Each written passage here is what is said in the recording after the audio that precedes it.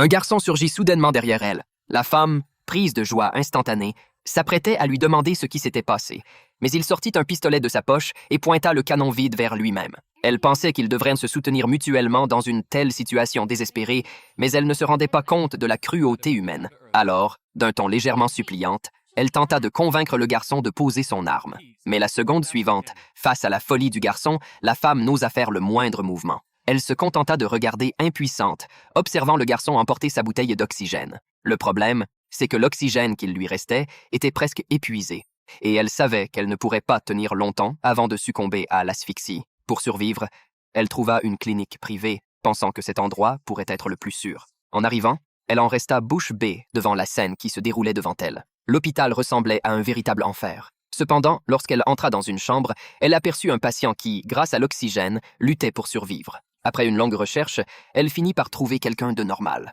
Mais ce qui se passa ensuite la stupéfia complètement. En voyant la souffrance du patient, elle réfléchit longuement avant d'accepter, mais lorsque le patient débrancha l'appareil à oxygène, un homme apparut soudainement à ses côtés. Il frappa violemment la femme qui se noyait. Ne recevant aucune réponse, il la traîna hors de l'eau et la coucha sur le sol pour lui faire un massage cardiaque. Mais, malgré tous ses efforts, rien ne semblait fonctionner.